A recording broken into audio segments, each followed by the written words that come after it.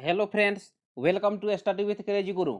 Friends, आज हम DRDO septum 10 A&A exam की तरफ से job notification stenographer, clerk, driver और फायरमैन पर निकला है। तो कितना पोस्ट निकला है देखिए, 1061 पोस्ट निकला, 1061 पोस्ट निकला है। तो उसमें हम जो प्रीवियस ईयर क्वेश्चन किस तरह पूछे जाते हैं, पूछे गए हैं, किस तरह पूछे जाते हैं और किस तरह पूछे जाएंगे, उस पर आधारित हम क्वेश्चन सीरीज डिस्कस कर रहे हैं।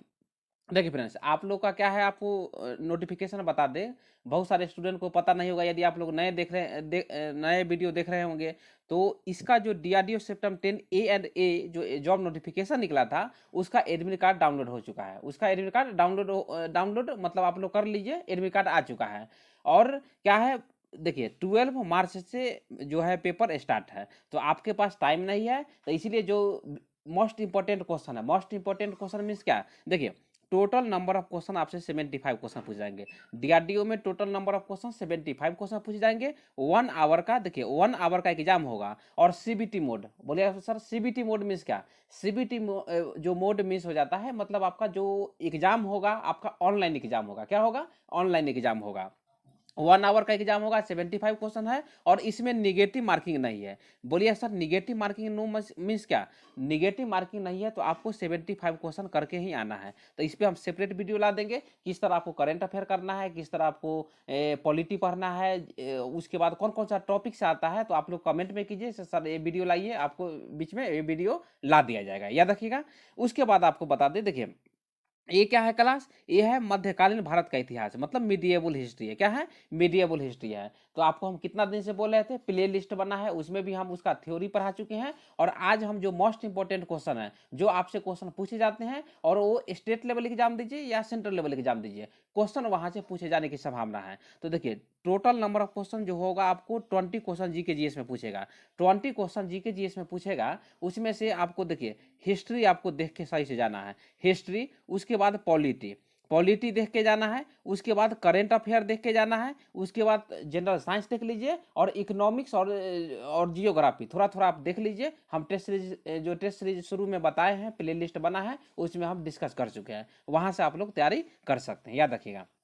स्टार्ट करते हैं। उससे पहले बता दें, देखिए नंबर नोट कर लीजिए, 7564864459, शशि कुमार के नाम से सेव कर लीजिए। कोई भी डाउट हो आप यहाँ से व्हाट्सअप के माध्यम से आप लोग पूछ सकते हैं, या कमेंट में पूछ सकते हैं। और ई बुक लेना हो, देखिए बोलिए सर ई बुक, ई बुक में क्या है कि बहुत सारा जो चैप्टर वाइज दिया हुआ है, टॉपिक वाइज दिया हुआ है। क्या चीज़, जैसे में मिडिएबल हिस्ट्री पढ़ेंगे तो अभी हम क्वेश्चन डिस्कस करते हैं, सब उसमें दिया हुआ है। तो वहाँ से आप लोग एक बार रिविजन कर लीजिएगा, सिर्फ एक बार देख लीजिए, आपको डिस्कस हो जाएगा। और जो जो ई बुक लिए हैं उनको जो करंट अफेयर क्लास में पढ़ाते हैं, और जितना भी करंट अफेयर रखे हुए हैं, सब उनको सेंड कर दिया जाता है, समझ गए ना। तो वो ग्रुप में भी आप लोग ज्वाइन कर सकते हैं, और टेलीग्राम भी आप लोग ज्वाइन कर लीजिए। और चैनल पे नए हैं, चैनल को सब्सक्राइब कर लीजिए। स्टार्ट करते हैं, देखिए क्लास के लास्ट तक बने रहिएगा। देखिए स्टार्ट है, आज का फर्स्ट क्वेश्चन है। फर्स्ट क्वेश्चन है, निम्नलिखित में से किस शासक के अधीन दिल्ली सबसे पहले राजधानी बनी। ये वीवीआई क्वेश्चन है, बहुत सारे एग्जाम में पूछे गए हैं। तो कौन सा शासक के बीच में बने हैं, याद रखिएगा, तो तोमर राजपूत के बीच में। तोमर राजपूत का जब शासन था 1100 और 1200 ईस्वी के बीच में, तब उस समय दिल्ली को पहली बार राजधानी बनाया गया था। समझ गए। देखिए दिल्ली, दिल्ली या दिल्ली का बोला जाता है, क्या बोला जाता है, दिल्ली का जो पुराना नाम था दिल्ली का था। उसका जो सर्वप्रथम जो इस शब्द का जो प्रयोग किया गया था, दिल्ली या दिल्ली का उदयपुर में प्राप्त जो शिलालेख प्राप्त किया गया था वहां पे। बोलिए सर उदयपुर कहाँ है, तो उदयपुर आप समझ गए होंगे, राजस्थान में। कहाँ पे है, राजस्थान में है। इतना समझ गए। और बता दें, देखिए 1166 मतलब 1166 ईस्वी की बात है। उस समय जो तोमर वंश का जो शासक था, कौन था, मदन पाल ने सर्वप्रथम दिल्ली को राजधानी बनाए। तो याद रखिएगा 1166 ईस्वी में। और जो उदयपुर में जो प्राप्त शिलालेख है, उससे जानकारी मिलता है कि जो दिल्ली का जो नाम जो सर्वप्रथम राजधानी बनाया था 1170 ईस्वी में बनाया था। तो याद रखिएगा कब बनाया था, 1166 ईस्वी में बनाया था, मदन पाल बनाया था। तो इसका आंसर क्या हो जाएगा, तोमर राजपूत। इसका आंसर करेक्ट आंसर है। तो क्वेश्चन हम आपको जिस तरह सॉल्व करना है, उसी तरह आपको क्वेश्चन सॉल्व करना है। नेक्स्ट क्वेश्चन देखिए, नेक्स्ट क्वेश्चन है दिल्ली सल्तनत के प्रशासन के संदर्भ में निम्नलिखित में से कौन सा जो मतलब राज्य पत्राचार विभाग था। यहाँ पे ऑप्शन ए देखिए, ऑप्शन बी देखिए, ऑप्शन सी देखिए, ऑप्शन डी देखिए। ये भी वीवीआई क्वेश्चन है, एक क्वेश्चन आपको यहाँ से देखने को मिल जाएगा। तो क्या बोला है, पत्राचार विभाग। पत्राचार विभाग कौन है, दीवान ए इंसा। दीवान ए इंसा जो है वो पत्राचार विभाग से दिल्ली सल्तनत में जाना जाता था। जो विभाग था ना दीवान ए इंसा, वो पत्राचार विभाग से संबंधित था।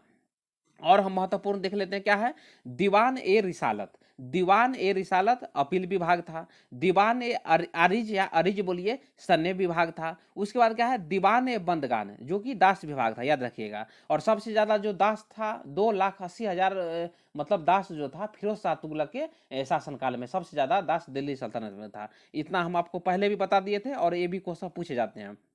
उसके बाद क्या है, दीवान ए कजा ए ममालिक। कजा ए ममालिक मतलब क्या, न्याय विभाग से है। उसके बाद क्या है, दीवान ए इश्तियाक। दीवान ए इश्तियाक मीन्स क्या, पेंशन विभाग था उस समय। उसके बाद है दीवान ए मुस्तखराज। दीवान ए मुस्तखराज क्या था, बकाया विभाग था। उसके बाद क्या है, दीवान ए खैरात। दीवान ए खैरात क्या था, दान विभाग बोलिए या चैरिटी विभाग बोलिए। उसके बाद है दीवान ए कोही, ए भी आई है। दीवान ए कोही कृषि विभाग था। उसके बाद दीवान ए इंसा पत्राचार विभाग था। तो ये भी याद रखिएगा, ये भी क्वेश्चन बहुत सारे एग्जाम में पूछे गए हैं। और ये मतलब रिसालत देख लीजिएगा, बंदगान देख लीजिएगा, ये सब क्वेश्चन एग्जाम में पूछे जाने की संभावना रहती है। तो 249 का option D is the correct answer. Next question पे आते हैं। नेक्स्ट क्वेश्चन क्या है, दिल्ली के निम्नलिखित में से किस सुल्तान के शासनकाल में बलबन को वास्तविक शक्ति प्राप्त थी। देखिए बलबन से क्वेश्चन आपको देखने को मिल जाता है, दास वंश या गुलाम वंश बोलिए या ममलुक वंश बोलिए। तो ममलुक वंश किस समय, देखिए दास वंश या गुलाम वंश है। लेकिन जब बलबन का शासनकाल आया था ना, बलबन का शासनकाल आया था तो उस समय उसको जो दास वंश था उसका नाम ममलुक वंश पड़ा था। तो बहुत सारे स्टूडेंट को ये पता नहीं होगा, आपको बता दिए। तो ममलुक वंश, दास वंश या गुलाम वंश, तीनों का एक ही का नाम है। और दिल्ली सल्तनत का जो प्रथम वंश था एक गुलाम वंश था। दिल्ली सल्तनत में 5 वंश था। पहले कौन था, आपसे करम बाई भी क्वेश्चन आपको देखने को मिल जाएगा। तो याद रख लीजिएगा, पहले था गुलाम वंश, उसके बाद कौन आया, उसके बाद खिलजी वंश आया, उसके बाद तुगलक वंश आया, उसके बाद सैयद वंश आया, और सैयद वंश के बाद आपका कौन आया, सैयद वंश के बाद आपका आया जो इब्राहिम लोदी था, मतलब लोदी वंश आया था। और कब से कब तक था, देखिए 1206 ईस्वी से 1206 ईस्वी से 1526 ईस्वी तक चला था दिल्ली सल्तनत। और 1526 ईस्वी में आप लोग समझ गए होंगे जो पानीपत का प्रथम युद्ध होता है और जो मतलब मुगल काल है, मुगल काल स्टार्ट हो जाता है, याद रखिएगा। और 1206 ईस्वी में क्या, मोहम्मद गोरी की मृत्यु हो जाती है। उसके बाद जो उसका गुलाम होता है या दास बोलिए, कुतुबुद्दीन ऐबक ने दास वंश की स्थापना कर देता है, कब, 1206 ईस्वी में। और 1206 से 1210 ईस्वी तक शासन करता है। और क्वेश्चन आपसे पूछ देगा, दिल्ली सल्तनत का वो कौन सा सुल्तान है जिसकी मृत्यु घोड़े से गिरकर पोलो खेलते समय हुआ था। तो उसका नाम क्या था, कुतुबुद्दीन ऐबक था। तो इतना आपके लिए जानना जरूरी है। तो 250 का आंसर क्या है, Nasiruddin Mahmud Shah. Option D is the correct answer. देखिए बलबन ने दिल्ली के नसीरुद्दीन महमूद शाह सुल्तानों के शासनकाल के दौरान वास्तविक शक्ति का आनंद लिया। 1266 ईस्वी में जो नसीरुद्दीन महमूद है उनकी मृत्यु हो जाती है। और बलबन जो है उनका नाम क्या है, अगर बलबन का पूरा नाम आपसे पूछ देगा, बलबन का पूरा नाम गयासुद्दीन बलबन है। और गयासुद्दीन बलबन की उपाधि धारण करके वह सिंहासन पर बैठता है। और आपको बता दें जो बलबन था अपने पुत्री का जो शादी करवाया था नसीरुद्दीन मोहम्मद शाह से किया था। और आपको बताया था ना, जब बलबन जब दरबार से बाहर निकलता था, जब राज परिवार में चलता था, मतलब राज दरबार से बाहर नगर में जाता था, तो चारों तरफ क्या करता था, चारों तरफ सैनिक के टुकड़ी के साथ निकलता था। और जो तलवार था वो तलवार हाथ में लेके निकलता था, याद रखिएगा। तो बलबन के बारे में इतना बता दिए, आप वहां से पढ़ सकते हैं, जो क्लास लाए हैं वहां से पढ़िएगा। आपको पता है ना, डाउट आपका पूरा क्लियर हो जाएगा जैसे हम पढ़ाए हैं हम। नेक्स्ट क्वेश्चन पे आते हैं। नेक्स्ट क्वेश्चन क्या है, दिल्ली सल्तनत की प्रथम और अंतिम महिला शासक जो महिला शासिका बोलिए, क्या शासक नहीं बोलिए, महिला शासिका कौन थे। तो आप लोग समझ गए होंगे, उसका नाम क्या है, रजिया सुल्तान। 1236 से शासन करती है, 1240 तक वो शासन करती है। तो रजिया सुल्तान के बारे में भी हम क्लास में वहां बता दिए थे। और जो रजिया सुल्तान थी उसके पिता का नाम क्या था, तो क्या नाम था, इल्तुतमिश था। क्या नाम था, इल्तुतमिश था। देखिए रजिया सुल्तान 1236 से 1240 ईस्वी तक दिल्ली सल्तनत की पहली और आखिरी महिला शासिका थी। वह दिल्ली सल्तनत के सिंहासन से जुड़ी पहले मुस्लिम महिला थी, याद रखिएगा। वह अपने पिता शमसुद्दीन इल्तुतमिश की उत्तराधिकारी बनी और 1236 ईस्वी में मतलब 1236 में दिल्ली की सल्तनत बनी। लेकिन क्या होता है 1240 ईस्वी में कैथल कैथल कहाँ पे है, हरियाणा में है, उसको और जो उसके उसके पति था दोनों की हत्या कर दी जाती है। एक जो वहाँ का जो डाकू था उसके द्वारा हत्या कर दी जाती है, मतलब सरदार के द्वारा हत्या कर दी जाती है। कहाँ पे, कैथल हरियाणा में। तो ऐसा क्वेश्चन आपको देखने को मिल जाता है, एक क्वेश्चन आपको देखने को मिल जाएगा। कहाँ पे मृत्यु हो गई थी उसका, रजिया सुल्तान का, तो मतलब कहाँ पे, कैथल हरियाणा में हो गया था। नेक्स्ट क्वेश्चन पे आते हैं। नेक्स्ट क्वेश्चन क्या है, निम्नलिखित में से कौन तबकत ए नासरी पुस्तक के लेखक है। तो कौन है, देखिए एक क्वेश्चन भी आई है, तबकत ए नासरी बहुत सारे एग्जाम में पूछे गए हैं, तो ये आप याद करके जाइएगा।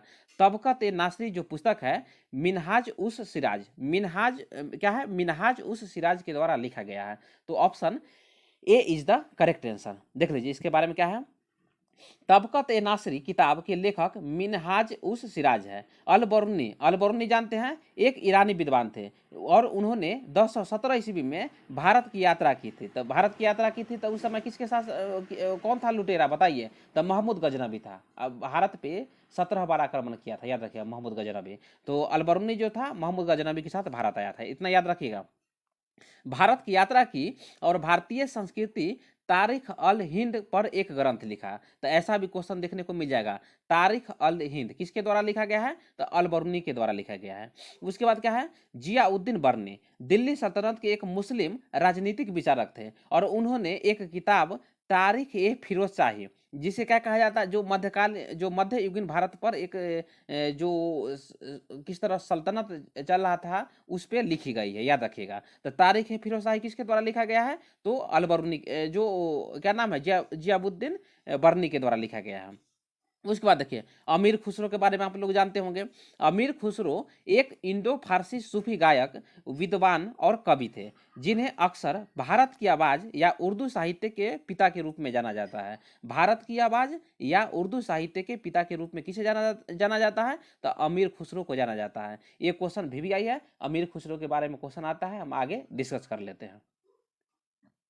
नेक्स्ट क्वेश्चन पे आते हैं। नेक्स्ट क्वेश्चन क्या है, दिल्ली सल्तनत के निम्नलिखित सुल्तानों में से किसने गयासुद्दीन बलबन को अपना प्रधानमंत्री नियुक्त किया था। तो आपको बताया था ना, क्या नाम था, नसीरुद्दीन महमूद था, नसीरुद्दीन महमूद था। और शासन कब से कब किया था नसीरुद्दीन महमूद, तो 1286 से 1266 ईस्वी तक किया था। और दास वंश कब से कब तक चला था, देखिए 1206 से 1290 ईस्वी तक चला था, 1290 ईस्वी तक चला था, समझ गए। नेक्स्ट क्वेश्चन पे आते हैं, और उससे पहले बताते हैं, आप लोग कमेंट में लिख दीजिए जो दास वंश का जो अंतिम सुल्तान था कौन था, दास वंश का अंतिम सुल्तान कौन था, ये आप कमेंट में लिख दीजिए, इतना आप लोग कर सकते हैं। नेक्स्ट क्वेश्चन पे आते हैं। नेक्स्ट क्वेश्चन क्या है, इब्न बतूता के समय भारत आने पर दिल्ली सल्तनत का सुल्तान कौन था। तो आप लोग समझ गए होंगे उसका नाम क्या है, एमबीटी मतलब क्या, मोहम्मद बिन तुगलक। मोहम्मद बिन तुगलक के बारे में आप लोग जानते होंगे, क्या उनको जो पागल राजा बोला गया है, रक्त पिशासु राजा बोला गया है। तो ये क्वेश्चन आप लोग जानते होंगे। और जो मतलब देखिए 10 से 15 दिन आपको एग्जाम का बचा हुआ है, 10 दिन बचा हुआ है। तो आप लोग जो वीडियो लाए हुए हैं, क्लास लाए हुए मिडिएवल हिस्ट्री में, दास वंश देख लीजिए, देखिए दास वंश देख लीजिए, उसके बाद खिलजी वंश देख लीजिए और तुगलक वंश देख लीजिए, तुगलक वंश देख लीजिए। और एक भी क्वेश्चन यदि एग्जाम में गलत हो जाए तब आप बताइएगा, दास वंश, खिलजी वंश, तुगलक वंश, हम बहुत अच्छा वीडियो लाए हुए हैं, वहां से आप प्ले लिस्ट बना हुआ है मिडिएवल हिस्ट्री का, वहां से आप एक बार देख लीजिए, तीनों वंश आप देख लीजिए, वहां से तीनों वंश से क्वेश्चन आपको देखने को मिलता है, एक भी क्वेश्चन आपसे गलत नहीं होने की संभावना है। और जो टेस्ट सीरीज है मैं यहाँ पे डिस्कस कर दिए। तो मोहम्मद बिन तुगलक के शासनकाल में ही जो इब्न बतूता है वो भारत आया था। और देखिए इसका जो शासनकाल कब से कब तक चला था बताइए, मोहम्मद बिन तुगलक का शासनकाल चला था 1325 से 1351 ईस्वी। और जब इसकी मोहम्मद बिन तुगलक की मृत्यु हो जाती है तो मतलब किसके द्वारा, बदायूनी द्वारा बोला जाता है, क्या बोला जाता है, सुल्तान को प्रजा से मुक्ति मिल गई और प्रजा को सुल्तान से मुक्ति मिल गई। तो ये आपको जानना जरूरी है, कथन वाले क्वेश्चन भी आपसे देखे जाने की संभावना रहती है। नेक्स्ट क्वेश्चन क्या है, नेक्स्ट क्वेश्चन है, प्लासी के युद्ध के समय मुगल सम्राट कौन था। तो पहले तो बताया प्लासी का युद्ध कब हुआ था, 1757 ईस्वी में हुआ था, 1757 ईस्वी में हुआ था, याद रखिएगा। और बक्सर का युद्ध कब हुआ था, 1764 ईस्वी में हुआ था, ये याद रखिएगा। ऐसा भी क्वेश्चन आपको देखने को मिल जाएगा। और उस समय मुगल सम्राट कौन था बताइए, तो मुगल सम्राट था कौन, आलमगीर द्वितीय। Option A is the correct answer. और लॉर्ड क्लाइव जो है मतलब युद्ध लड़ा था, कहाँ से, अंग्रेजों की तरफ से युद्ध लड़ा था। और जो बंगाल के गवर्नर बना था, प्रथम गवर्नर बना था, कौन बना था, लॉर्ड क्लाइव बना था। इतना आपको जानना जरूरी है। नेक्स्ट क्वेश्चन पे आते हैं। नेक्स्ट क्वेश्चन है मुगल शासकों का निम्नलिखित में से कौन सा क्रम गलत है, तो आप सही से देख लीजिएगा तो ऑप्शन बी गलत हो जाएगा। देखिए ऐसा भी क्रम आ जाएगा, तो आप लोग को बता दें, नोट कर लीजिए। पहले कौन आया था बताइए, 1526 ईस्वी में पानीपत के युद्ध में बाबर युद्ध जीत जाता है, तो स्थापना कर देता है मुगल वंश का।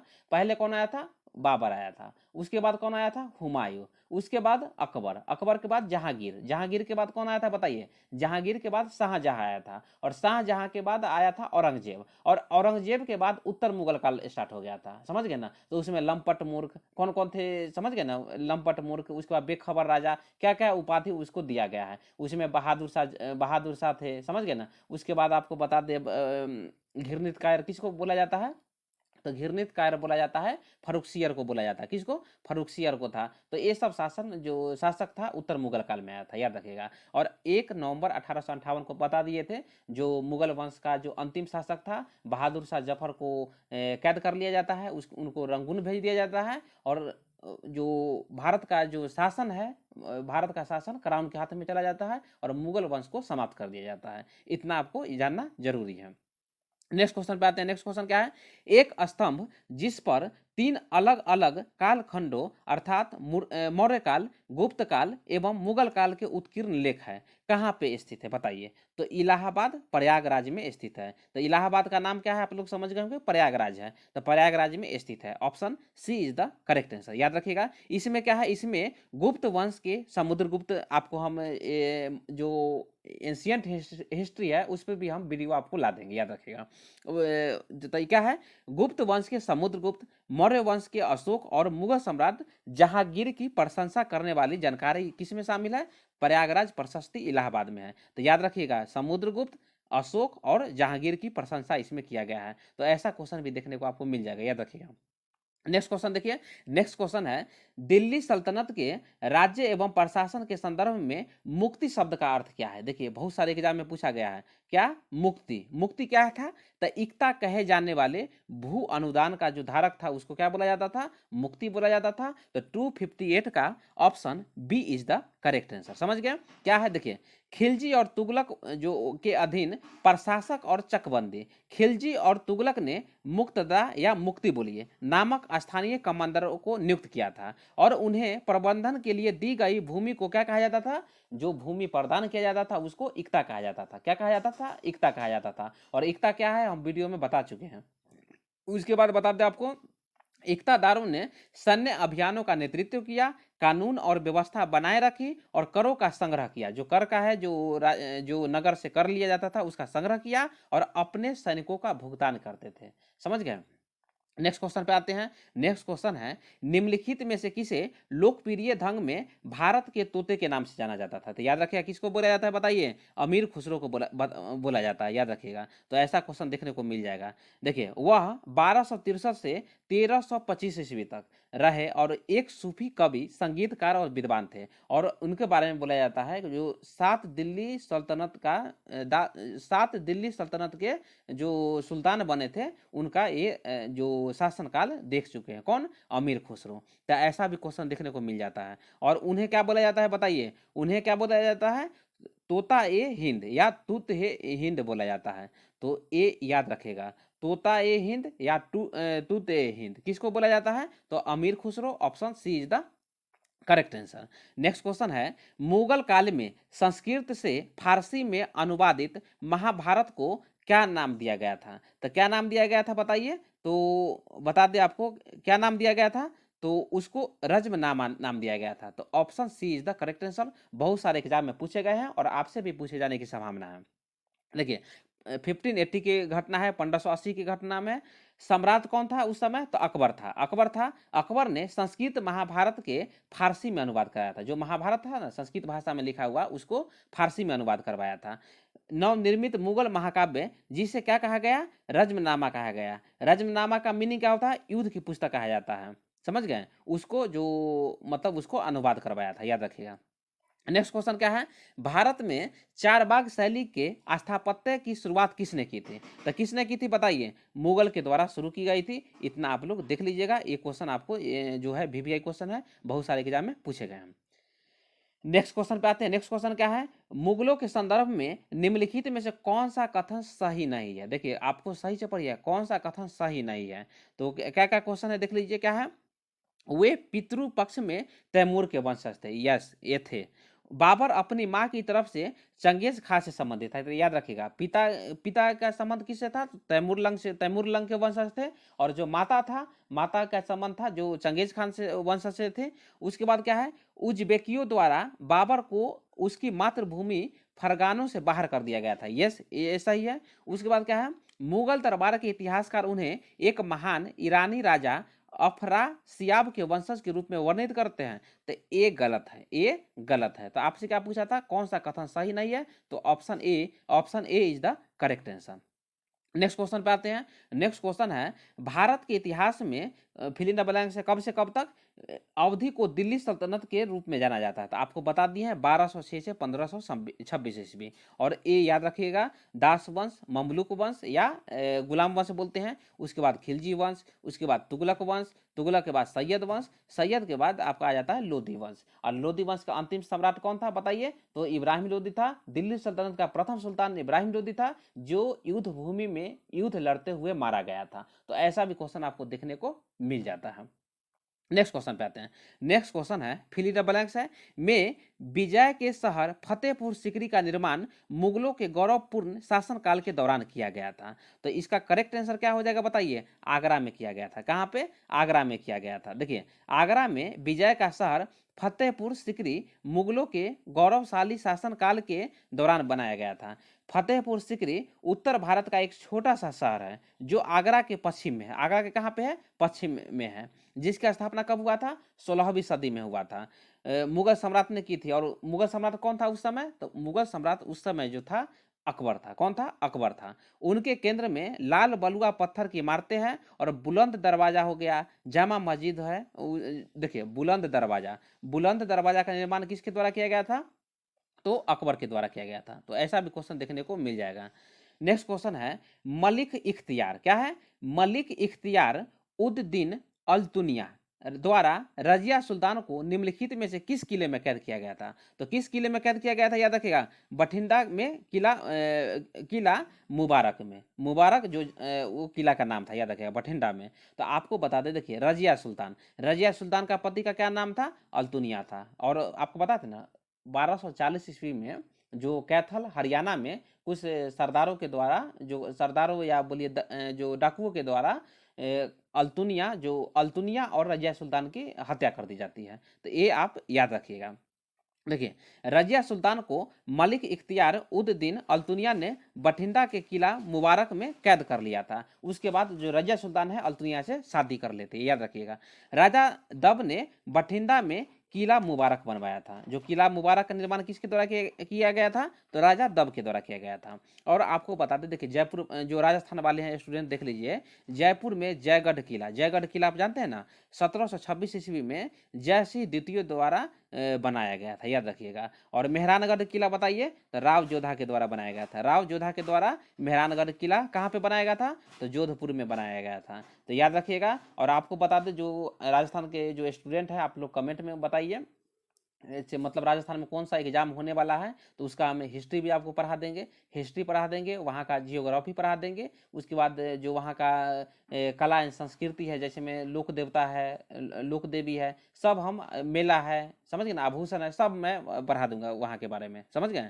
तो आप लोग चैनल पर नए हैं तो चैनल को सब्सक्राइब कर लीजिए। और आपको हम क्लास जो है रेगुलर आपको DRDO एग्जाम के बाद आप लोग कमेंट कर दीजिएगा, क्लास स्टार्ट कर देंगे। क्या है देखिए, गोलकुंडा किला। गोलकुंडा किला का निर्माण किसके द्वारा किया गया है? तो कुतुबुद्दीन शाह के द्वारा किया गया है। और मेहरानगढ़ किला बता दिए, राव जोधा के द्वारा किया गया है।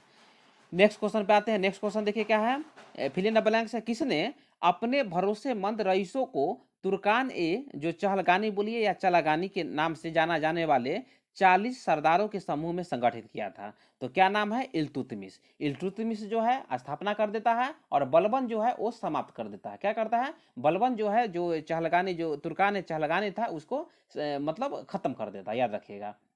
और इसके बारे में और बताते हैं क्या है देखिए, इल्तुतमिश ने अपने भरोसेमंद रईसों को तुर्कान ए चहलगानी या चलागानी के नाम से जाने जाने वाला 40 सरदार के एक समूह को गठित किया है, जिस पे वो पूरा विश्वास करता था। क्या? जिस पे वो पूरा विश्वास करता था, समझ गए? उसके बाद देखिए क्या है, तुर्कान ए चहलगानी, जिसे दल चालीसा के नाम से भी जाना जाता है, इन रईसों ने दिल्ली सल्तनत को प्रशासित किया। दिल्ली सल्तनत को मतलब किस तरह शासन चलाना है वो मतलब ज्ञान देता था। किसको? शासक को ज्ञान देता था। और इल्तुतमिश शासन कब से कब किया था? 1210 से 1237 ईस्वी तक किया था। और आपको एक चीज और बता दे, देख लीजिए, मोहम्मद गोरी का गुलाम कौन था बताइए? कुतुबुद्दीन ऐबक था। एग्जाम में पूछे जाएंगे। देखिए फ्रेंड्स, क्या है कि ये जितना क्वेश्चन हम बताते हैं ना, उस तरह क्वेश्चन पूछे जाते हैं। ऐसा नहीं है कि चलो मैं कुछ भी बता देता हूँ। क्या है? कुतुबुद्दीन ऐबक का जो गुलाम था कौन था? कुतुबुद्दीन ऐबक। पहले आपको बताते हैं, मोहम्मद गोरी से स्टार्ट करते हैं। मोहम्मद गोरी का गुलाम था कुतुबुद्दीन ऐबक। कुतुबुद्दीन ऐबक का गुलाम कौन था? इल्तुतमिश। और इल्तुतमिश का गुलाम था बलबन, याद रखिएगा। इल्तुतमिश का गुलाम कौन था? बलबन था, याद रखिएगा। और बता दें, इल्तुतमिश तुर्क मूल के दिल्ली के मामलुक वंश का तीसरा शासक था। मामलुक वंश बोलिए, मामलुक वंश बोलिए, या आप क्या बोल सकते हैं, मामलुक बोलिए, या आपको मतलब दास वंश या गुलाम वंश बोलते हैं। और कुतुबुद्दीन ऐबक के बाद एक और शासक बना था, और उसके हत्या करके इल्तुतमिश जो है दिल्ली सल्तनत का वास्तविक संस्थापक माना जाता है। दिल्ली सल्तनत का वास्तविक संस्थापक किसे माना जाता है? इल्तुतमिश को माना जाता है। और दिल्ली को राजधानी बनाता है। क्योंकि देखिए, कुतुबुद्दीन ऐबक जो है लाहौर को राजधानी बनाया था, और वो जो था वो मतलब सुल्तान की उपाधि धारण नहीं किया था। कौन? कुतुबुद्दीन ऐबक। तो ऐसा भी क्वेश्चन देखने को मिल जाता है। और देखिए यहाँ गयासुद्दीन बलबन जो है, जो तुर्कान चहलगानी जो है, वो जो मतलब पद था उसको खत्म कर देता है। नेक्स्ट क्वेश्चन है, निम्नलिखित में से किस इतिहासकार ने रजिया के बारे में लिखा और माना कि वह अपने सभी भाइयों की तुलना में अधिक सक्षम और योग्य थे? तो क्या नाम है उनका? मिनहाज ए सिराज है। क्या नाम है? मिनहाज ए सिराज। और ये कौन सा जो मतलब पुस्तक लिखा गया है, कौन सा किताब का रचना की है? तो ये क्वेश्चन हम आपको पीछे बताए हैं, ये आप याद रखिएगा। ऐसा क्वेश्चन देखने को आपको मिल जाता है। Option C is the correct answer. Next question पे आते हैं। नेक्स्ट क्वेश्चन क्या है देखिए, दिल्ली स्थित कुतुब मीनार में कितनी मंजिल है? तो कितने मंजिल है? 5 मंजिल है। देखिए एक क्वेश्चन देखने को मिल जाता है, बहुत सारे एग्जाम में पूछे गए हैं। तो कितने मंजिल है? 5 मंजिल है। देखिए क्या है, कुतुब मीनार में 5 मंजिल है। कुतुब मीनार 1193 मतलब 1193 में कुतुबुद्दीन ऐबक द्वारा निर्मित एक विशाल 73 मीटर ऊंचा टावर है। कुतुब मीनार और उसके स्मारक भारत में एक सांस्कृतिक यूनेस्को विश्व धरोहर में जो धरोहर स्थल है उसमें शामिल है। और कब उसको जो यूनेस्को में शामिल किया गया है? 1993 में। तो ऐसा भी क्वेश्चन देखने को आपको मिल जाता है, याद रखिएगा। नेक्स्ट क्वेश्चन है, भारत में मामलुक राजवंश का संस्थापक कौन था? तो आप लोग समझ गए होंगे, कुतुबुद्दीन ऐबक था। और यदि वास्तविक संस्थापक पूछे, वास्तविक संस्थापक कौन था? इल्तुतमिश था। और यदि आपको पूछ दे यहाँ पे संस्थापक कौन था, तो कुतुबुद्दीन ऐबक 1206 ईस्वी में शासन करता है, मतलब स्थापना कर देता है दास वंश या गुलाम वंश या ममलुक वंश बोलिए। मामलुक वंश कब नाम पड़ा था? जब बलबन शासन किया था, तब उस समय उसका नाम मामलुक वंश पड़ा था, याद रखिएगा। तो इसके बारे में देख लेते हैं क्या है। तो इतना आपको हम कितना बार आपको बता दिए हैं। नेक्स्ट क्वेश्चन पे आते हैं। नेक्स्ट क्वेश्चन जो कि आज का लास्ट क्वेश्चन है। लास्ट क्वेश्चन क्या है, निम्नलिखित में से किसने कुतुब मीनार का निर्माण शुरू किया था? तो किसने शुरू किया था? देखिए क्वेश्चन आपको सही से पढ़ना है। किसने शुरू किया था? तो कुतुबुद्दीन ऐबक ने शुरू किया था। और इल्तुतमिश जो था, जो कुतुबुद्दीन ऐबक का दास था, वो पूरा करता है। जो मतलब जो कुतुब मीनार का जो निर्माण पूरा किया था, इल्तुतमिश किया था। और शुरू किसने किया था? तो क्वेश्चन सही से पढ़िएगा, शुरू कुतुबुद्दीन ऐबक ने किया था। देखिए, कुतुब मीनार का निर्माण कुतुबुद्दीन ऐबक द्वारा शुरू किया गया था, लेकिन मीनार के तहखाने के पूरा होने के बाद उसकी मृत्यु हो गई और बाद में उसका जो उत्तराधिकारी था, बोलिए, इल्तुतमिश ने उसे पूरा कर देता है। और देखिए, एक घटना आपको बताते हैं। 1369 मतलब 1369 ईस्वी की घटना है। बिजली की एक चमक के दौरान मीनार के शीर्ष मंजिल नष्ट हो जाती है। और देखिए, जब उस समय 1369 की बात है, तो 1369 की घटना है, तो उस समय तुगलक वंश का शासक था। और तुगलक वंश में बताया था 1351 ईस्वी में मोहम्मद बिन तुगलक का मृत्यु हो जाता है।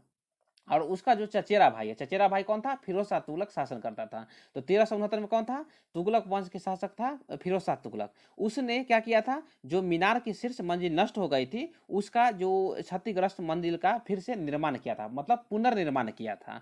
और इसमें एक और जोड़ा। और वर्तमान में जो कुतुब मीनार में कितना मंजिल है? 5 मंजिल है। ये क्वेश्चन भी आपको पहले बताए हैं, बहुत सारे एग्जाम में पूछे गए हैं। तो देखिए फ्रेंड्स, इस तरह क्वेश्चन आते हैं। तो इतना आपको लास्ट तक बने रहिए, इतना तक बने रहिए, क्वेश्चन देख लीजिए।